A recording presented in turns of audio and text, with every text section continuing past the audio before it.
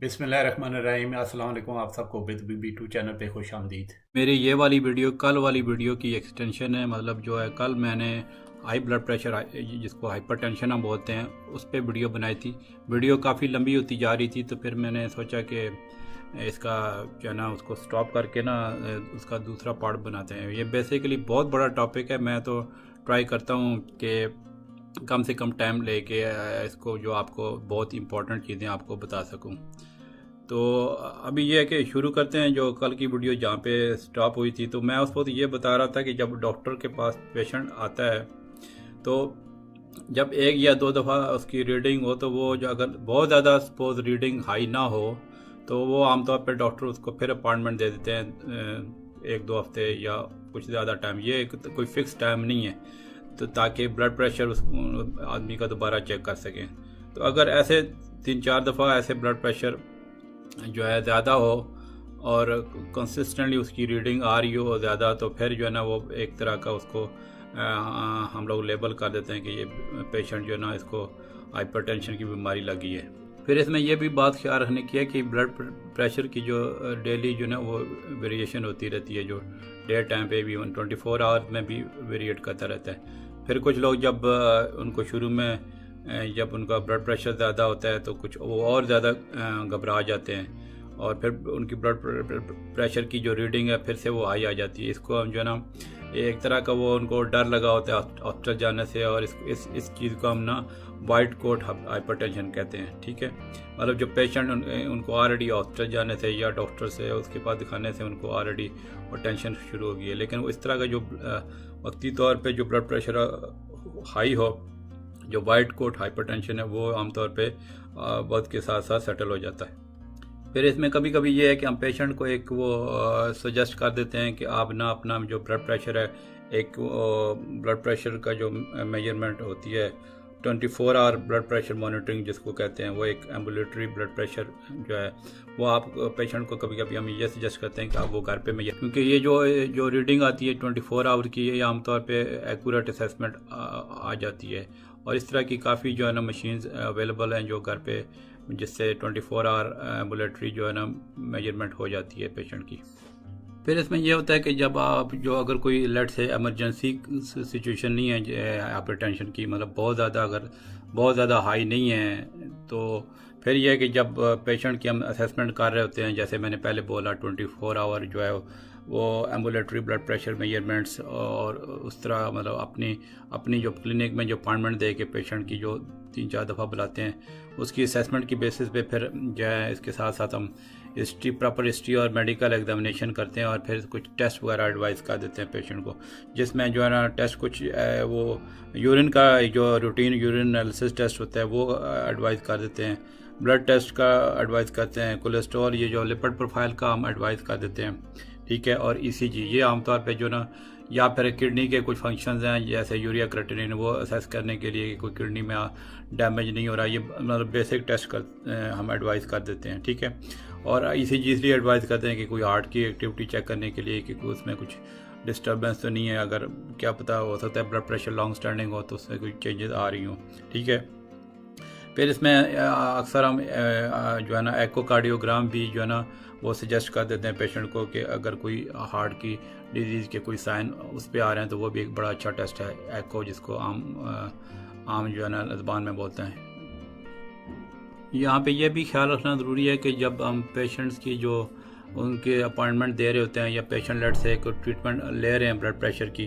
तो कई जो इंस्ट्रूमेंट्स आते हैं जो जिस पे पेशेंट अपने घर में ही अपने ब्लड प्रेशर की मॉनिटरिंग कर सकते हैं। लेकिन इसका चीज़ बहुत ख्याल रखना ये ज़रूरी है कि वो इंस्ट्रूमेंट ठीक हों। तो कोशिश करें कि अगर आप घर पे अपनी ब्लड प्रेशर की मॉनिटरिंग कर रहे हैं तो वो जो आपने उसका इंस्ट्रूमेंट लिया हुआ है वो चेक करवाएँ। इसकी जो ब्लड प्रेशर की जो एक्यूरेसी इसलिए चेक कराना ज़रूरी है कि क्योंकि लेट से कि आपने कोई ऐसा इंस्ट्रूमेंट लिया है जो फॉल्टी है, तो आपकी उससे रीडिंग जो है ना गलत आ सकती है। ठीक है, और तो जो है फिर ये आप कोशिश करें कि जो आपने ब्लड प्रेशर का इंस्ट्रूमेंट घर पे यूज़ करने के लिए लिया हुआ है ना, वो हर साल डॉक्टर से उसका एक्यूरेसी चेक करवाएं। ठीक है, या फिर अगर वो उसमें कुछ गड़बड़ है तो फिर डॉक्टर आपको रिकमेंड करेगा कि नया ले लें या चेंज करें इसको। और कुछ आज का तो बड़े फैंसी किस्म के वो जो है ना BP इंस्ट्रूमेंट्स आ गए हैं, कुछ इवन रिस्ट पे और जो है ना फिंगर पे फिंगर पे लगा के ब्लड प्रेशर लोग मेजर करते हैं, लेकिन वो जो है ना अभी तक ये जो है ना जो है हमारी जो हार्ट एसोसिएशंस हैं वो उन्होंने फिंगर और जो रिस्ट वाले जो मेजरमेंट्स वाले इंस्ट्रूमेंट्स हैं बीपी के, वो अभी तक अप्रूव नहीं किए। तो जो है जो कोशिश करें कि जो अप्रूव्ड और रिकमेंडेड मेथड है, जो प्रॉपर जो है बाजू पे लगा के जो मैनोमीटर जो है उसका ब्लड प्रेशर का जो इंस्ट्रूमेंट है आला है जो है, उससे आप लगा के चेक करें और उसका जो है ना कफ जो है ना जो है बाजू पे जो कफ लगाते हैं वो आपके बाजू पे प्रॉपर फिट आता हो। अब ये तो मैंने मॉनिटरिंग और उसका बता दिया कि इन्वेस्टिगेशन वगैरह का। तो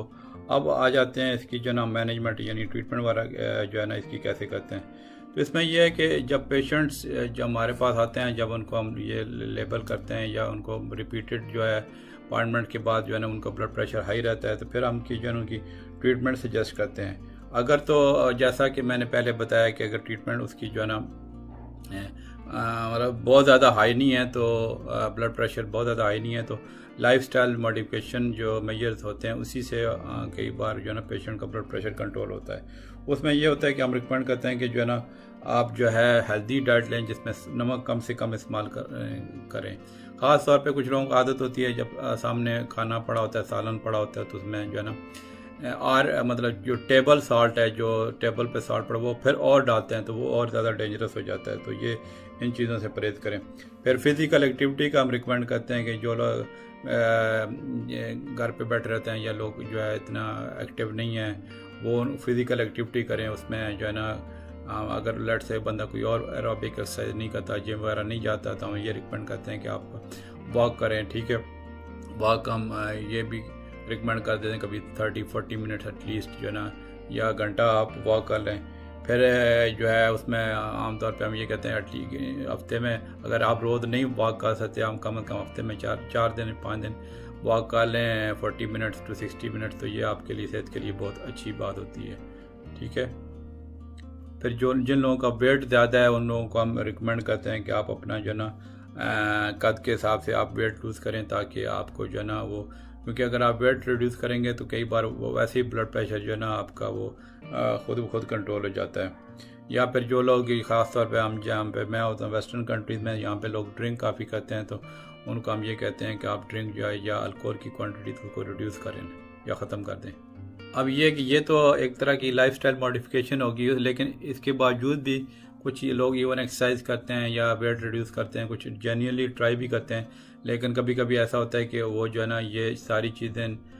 काफ़ी नहीं होती हैं और उनको फिर भी मेडिसिन देनी पड़ती है। तो हमारा जो गोल होता है आमतौर पे जो है मेडिसिन का, वो ये होता है कि ब्लड प्रेशर 100 ऊपर वाला हमारा सिस्टोलिक 130 और नीचे वाला 80 से नीचे रहे। ठीक है, अगर आपके एज 65 है या इससे ज़्यादा है। ठीक है, फिर यह है कि अगर आपका जो एज 65 नहीं है, लेकिन आपका वो जो है ना 10% या से ज़्यादा रिस्क है कि आपको हार्ट प्रॉब्लम लग सकती है, वो एक रिस्क असेसमेंट एक और जो है ना चीज़ होती है जो हम मॉनिटर करते हैं कि एक पेशेंट है, मिसाल के तौर पे उसकी फैमिली हिस्ट्री है या एग्जिस्टिंग कोई हार्ट प्रॉब्लम है या कोई उसका जो है एसोसिएटेड इलनेस है और या हार्ट प्रॉब्लम जो है ना उसको हो सकती है अगले 10 साल में, तो उसको जो है ना हम यही हमारा ये टारगेट होता है कि 130 और 80 से नीचे ब्लड प्रेशर है, उसको हम जो है ना वो ट्रीटमेंट दे देते हैं। ठीक है, फिर यह है कि ये चेक करते हैं कि उसको जो है ना क्रॉनिक कोई और कंडीशन तो नहीं है, जैसे डायबिटीज़ होगी या जो है हार्ट की कोरोनरी डिजीज़ होगी, या और मिसाल के तौर पे हार्ट की जो आर्टरी तो जो है ना वो ब्लॉक वगैरह तो नहीं है, या कोई पुरानी किडनी की प्रॉब्लम तो नहीं है। तो ये जो बात ध्यान में रखना ज़रूरी है कि जो हम मेडिसिन प्रिस्क्राइब करते हैं वो एक तरह का इंडिविजुअल प्लान है। मतलब ये ज़रूरी नहीं है कि हर पेशेंट को जो है ना वो एक ही तरह की मेडिसिन सूट करे। वो हम असेसमेंट करते हैं कि किसी कौन सा पेशेंट है जो एक उसकी जो है ना ट्रीटमेंट करनी है। कोई फॉर एग्जांपल जो अफ्रीकन पेशेंट्स हैं जिनको ज़्यादा जो रिस्क है, उनकी थोड़ी सी ट्रीटमेंट डिफरेंट होती है। तो इसी तरह जो है ना ये समझ लें कि एक जो है ना ये डिफरेंट पैरामीटर्स होते हैं कि आप पेशेंट सपोज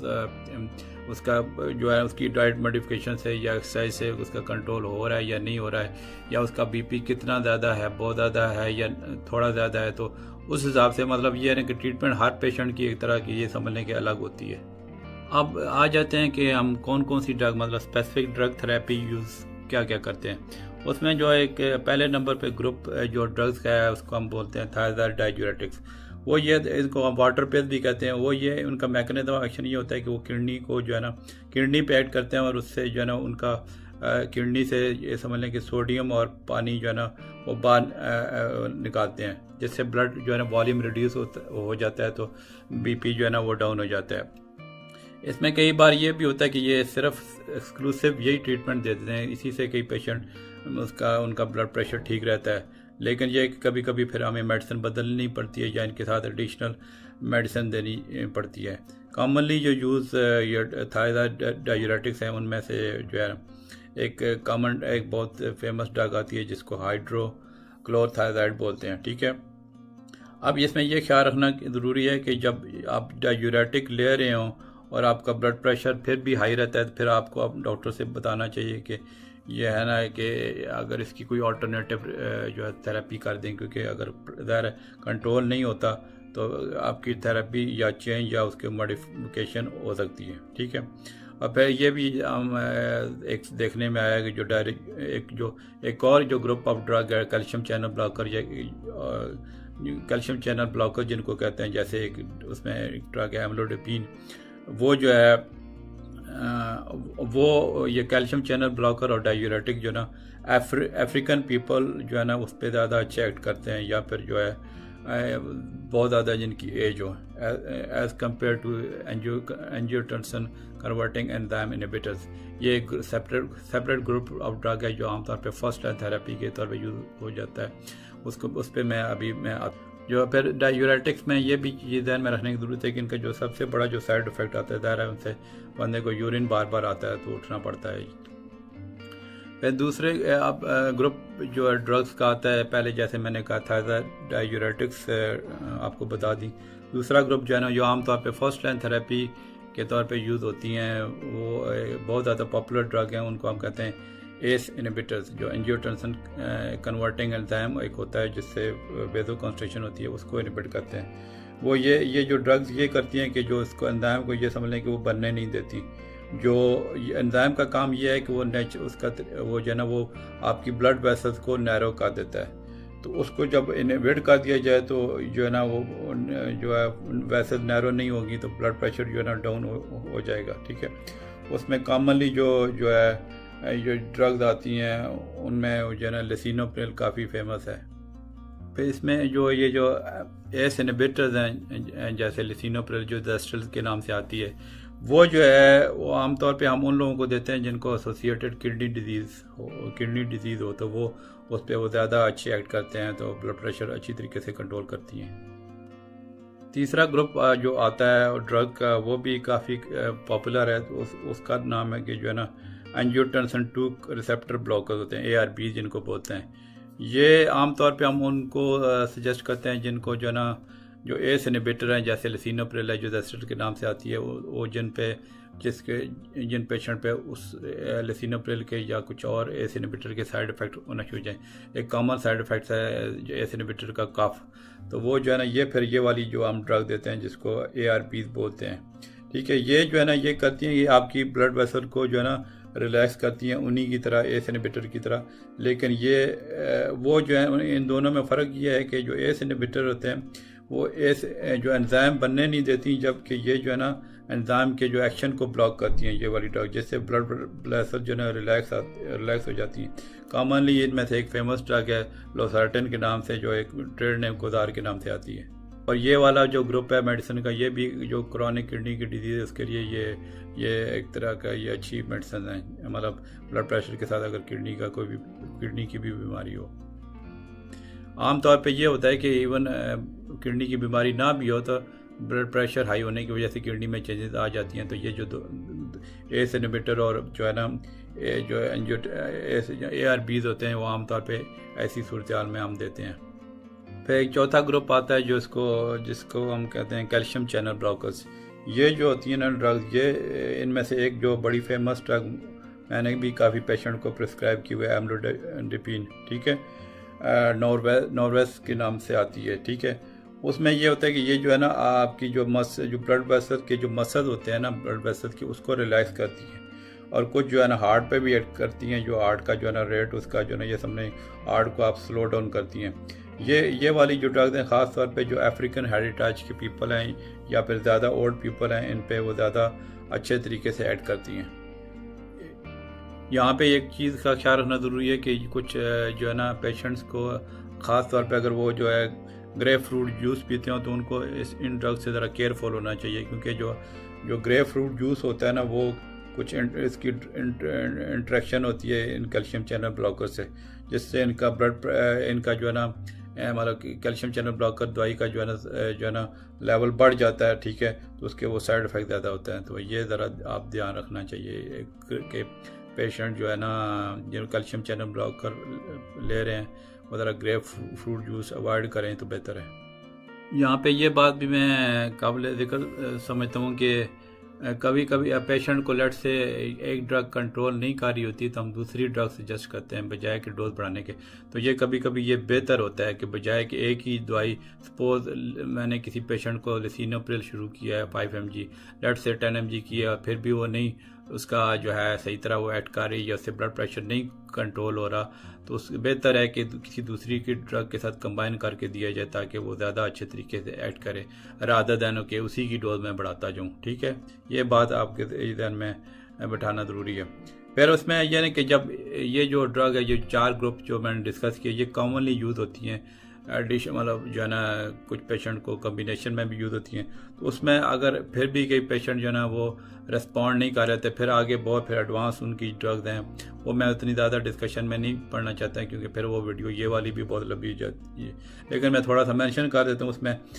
कुछ ड्रग आती हैं, अल्फ़ा ब्लॉकर्स हैं, फिर अल्फ़ा बीटा ब्लॉकर्स हैं, ठीक है, और जो हार्ट बीट को रिड्यूस करती हैं, ठीक है, जैसे एक फेमस ड्रग आती है लेबीटालोल। फिर स्पेसिफिक बीटा ब्लॉकर भी ड्रग्स आती हैं,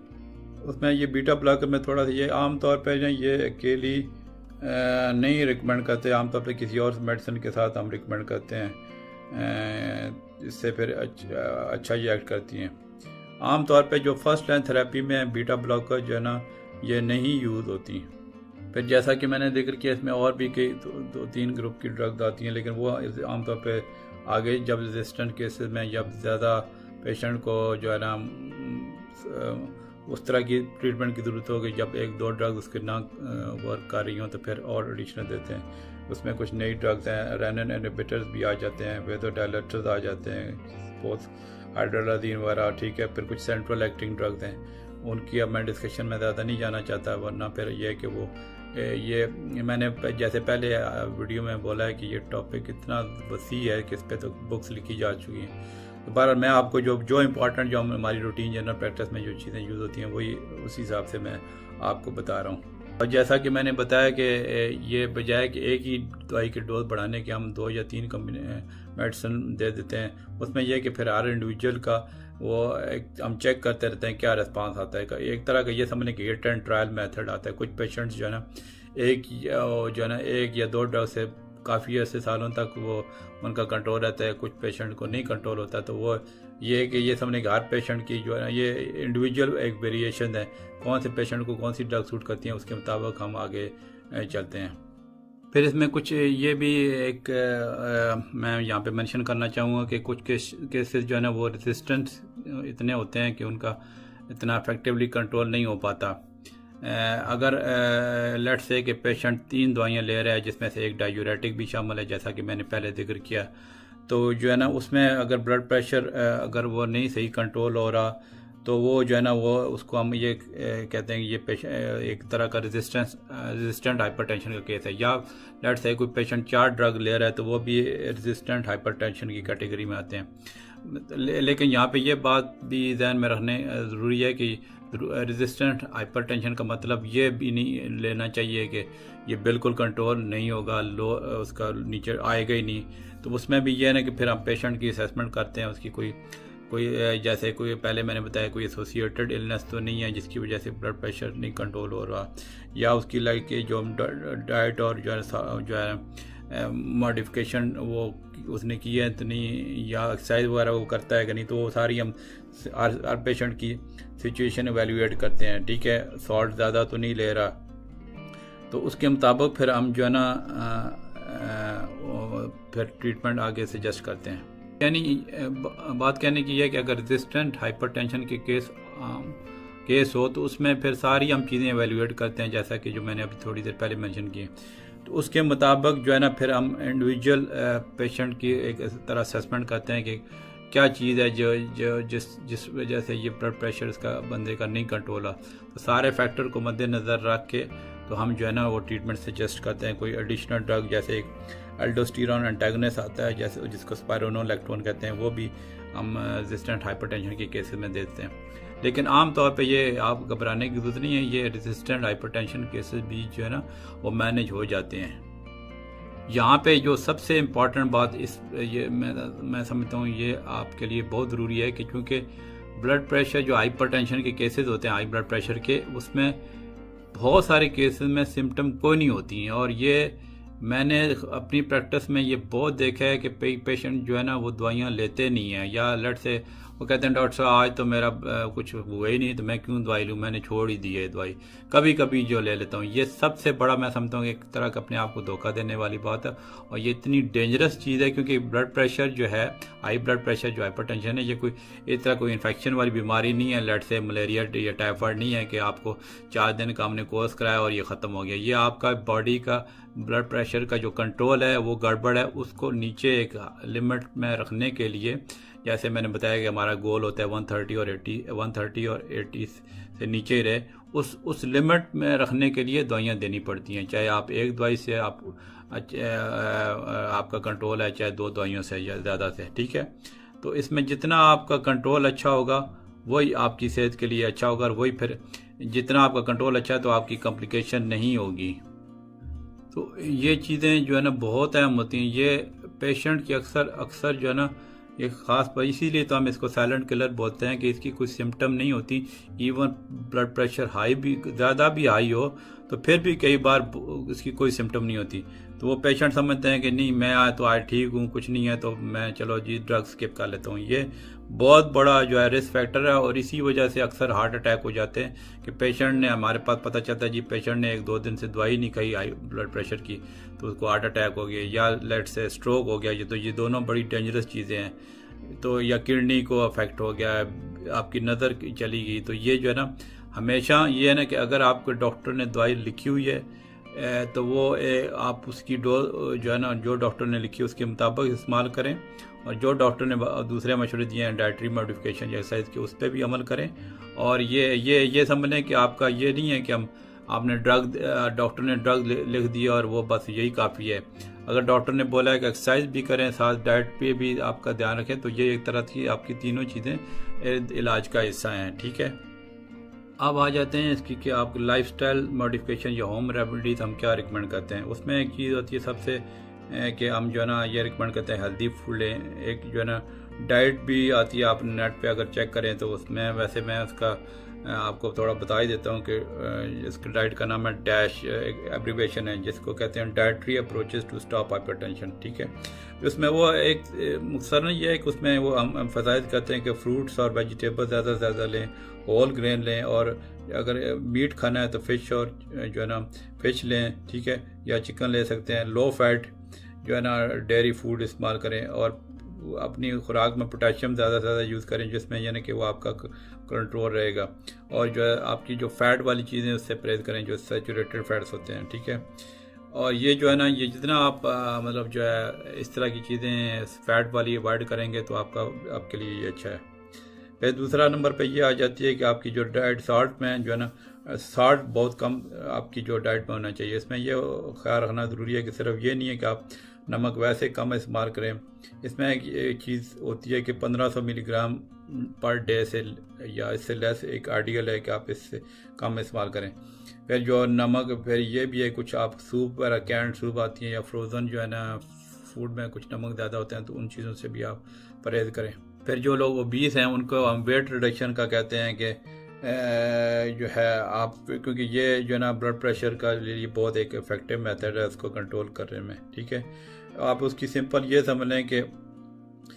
हर किलोग्राम से आपका 1 मिलीमीटर ऑफ मर्करी जो है ना वो ब्लड प्रेशर जो है ना वो कम होता है। ठीक है, अगर आप 1 किलो वेट लूज़ करते हैं तो 1 मिलीमीटर जो है ना ब्लड प्रेशर भी कम होगा। अब जो दूसरी लाइफस्टाइल मॉडिफिकेशन है कि हम ये रिकमेंड करते हैं कि आप अपनी फिजिकल एक्टिविटी जो बढ़ा दें। ठीक है, उसमें हम ये कहते हैं कि आप कम अज़ कम हफ्ते में 150 मिनट्स जो है ना आप उसकी जो ना मॉडरेट एक एरोबिक एक्टिविटी करें, सपोज जैसे वॉक वगैरह, ब्रिस्क वॉक जिसको हम बोलते हैं, या अगर आप थोड़ी ज़्यादा एक्सरसाइज करते हैं, कुछ हैवी विगरस एक्टिविटी जो है ना वो आप 75 मिनट्स तक कर सकते हैं। या फिर इन दोनों को, ये कोई एक फ़िक्स रूल नहीं है कि ये करें या वो ना करें। लेट्स से आप विगरस एक्टिविटी करते हैं और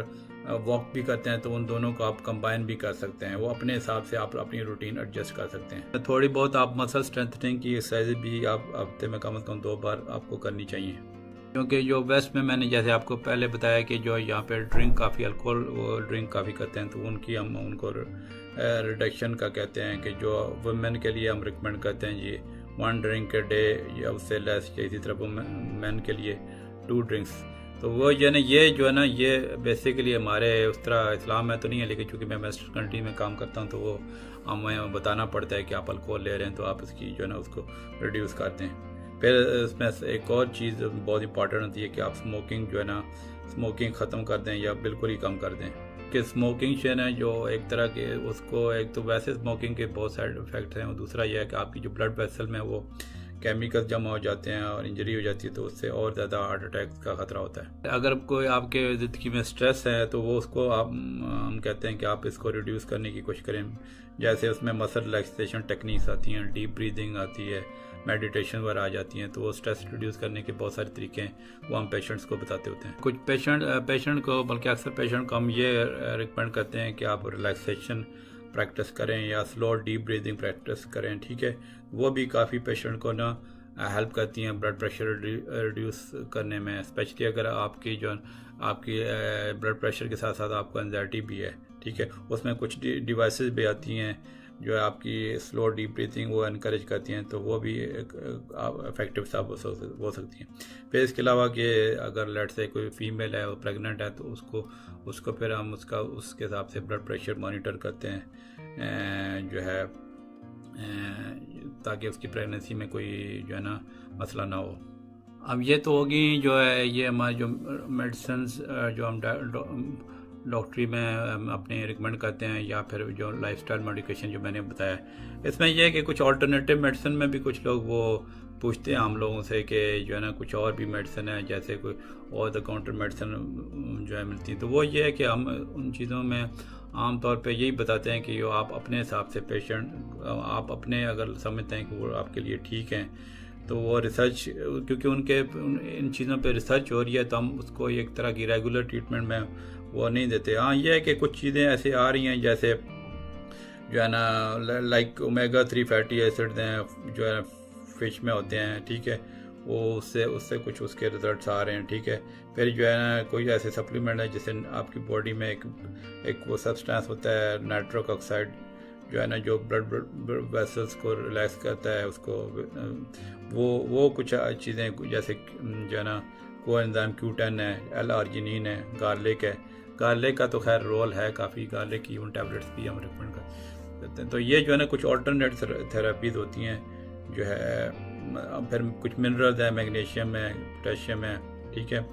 तो ये जो है ना ये आप अपने डॉक्टर से जो भी अगर लेट से कोई आप एक्स्ट्रा कोई भी चीज़ ले रहे हैं कोई इस तरह की साथ आप ज़रूर आप अपने डॉक्टर को बताएं कि आप जो है ना ये साथ चीज़ें भी ले रहे हैं या लेना चाहते हैं। फिर इन सारी चीज़ों में पेशेंट का कोऑपरेशन भी बहुत ज़रूरी है। अब जो है ना क्योंकि ज़ाहिर हम तो पेशेंट को गाइडलाइन देते हैं यहाँ पे वेस्ट में, तो एक मेडिकल एजुकेशन एक बहुत बड़ी इम्पोर्टेंट चीज़ है। बल्कि ये तो मेडिकल एजुकेशन तो मैं समझता हूँ हर जो है मुल्क में ये इम्पोर्टेंट ही है। डॉक्टरों को चाहिए कि पेशेंट को मुकम्मल तौर पे बीमारी के मतलब आगाही दें। ठीक है, तो सिर्फ ये है कि प्रिस्क्रिप्शन ना लिखें। ये क्योंकि काफ़ी कंप्लेंट आई है स्पेशली हमारे एशियन कंट्री में कि जी कुछ पेशेंट तो नहीं उन्होंने मुझे यहाँ तक बताया है कि जी डॉक्टर साहब हम आप तो बड़े अच्छे तरीके से सुनते हैं, लेकिन फ़लाँ डॉक्टर के पास गए तो उसने जनाब हमारी अभी बात मुंह में ही थी तो उसने नुस्खा लिखना शुरू कर दिया। तो ये भी चीज़ जो है ना मैं समझता हूँ ये अच्छी बात नहीं है कि पेशेंट को आप मुकम्मल, जो मैं ये बात डॉक्टर से, मेडिकल स्टाफ से कह रहा हूँ कि आप पेशेंट को मुकम्मल एजुकेट करें उसकी बीमारी के मतलब। और फिर पेशेंट को भी चाहिए कि जो भी ये कोई एडिशनल सिम्टम हो रही हैं या आप कुछ भी चीज़ पूछना चाहते हैं, किसी ड्रग का इशू है या मिसाल के तौर पे आप वो डाइट का इशू है या आपकी मॉडिफिकेशन, लाइफस्टाइल मॉडिफिकेशन ठीक तरह नहीं हो पा रही, तो आपको सारी चीज़ें प्रॉपर हिस्ट्री बताना चाहिए कि आपकी फैमिली हिस्ट्री है, सारा कुछ, स्मोकिंग, जो भी आप साथ ड्रिंकिंग वाला सारी आप तफसील से बताएं डॉक्टर साहब को, ताकि वो आपका इलाज जो है ना वो अच्छे तरीके से कर सके। मुझे उम्मीद है कि ये वाली वीडियो आपको बहुत पसंद आएगी और इसमें मैंने काफ़ी जो अहम चीज़ों पे जो है ना रोशनी डाली है, जो आपके जो हाई ब्लड प्रेशर को चीज़ें कंट्रोल कर सकती है, क्योंकि ये बहुत कॉमन इलनेस है और बहुत ज़्यादा लोग इसमें मुब्तला हैं। तो ये अगर आप इन चीज़ों पे अपना लाइफस्टाइल मॉडिफाई करके या डॉक्टर के मशवरे से सही तरह दवाइयाँ आप इस्तेमाल करें तो इंशाल्लाह आप जो है ना इसकी जो है मुज़र असरात जो बहुत ख़तरनाक हैं, जैसे स्ट्रोक है, जो हार्ट अटैक्स हैं, किडनी प्रॉब्लम है, उससे बच सकते हैं। क्योंकि मेन जो ब्लड प्रेशर की जो ट्रीटमेंट का मकसद यही होता है कि ये जो डेंजरस किस्म की कॉम्प्लिकेशन है ना उनसे पेशेंट को बचाया जाए। ठीक है जी। अगर आपको मेरी जो बेसिकली जो है ये जो चैनल स्टार्ट किया, बेसिकली मैं यही चाहता हूँ कि जो है ना मेरी आवाज़ जो है दूर दूर तक पहुँचे और ऐसे लोगों को मैं एड्रेस करूँ कि जिनको ख़ास तौर पे हेल्थ एजुकेशन की जो है मौके इतने नहीं मिलते, या उनको जो है ना चीज़ें कुछ दिल में ही बातें रह जाती, कंसर्न होते हैं तो वो या बता नहीं पाते या फिर जो है ना कोई हेजिटेट करते हैं डॉक्टर को चीज़ें बताने में। तो मैं समझता हूँ वो लोग ज़रूर मेरी इस वीडियो देखा करें ताकि उनको पूरी हालात से आगाही हो। ठीक है जी। वीडियो पसंद आती है तो ज़रूर लाइक कर दीजिएगा और अभी तक अगर आपने सब्सक्राइब नहीं किया चैनल तो सब्सक्राइब करें और बेल के जो है ना आइकन पे आप ऑल का ऑप्शन सेलेक्ट करें ताकि मेरी हर आने वाली वीडियो आप तक बर वक्त पहुँच सके। बहुत बहुत शुक्रिया मेरी वीडियो देखने का। अल्लाह हाफ़िज़।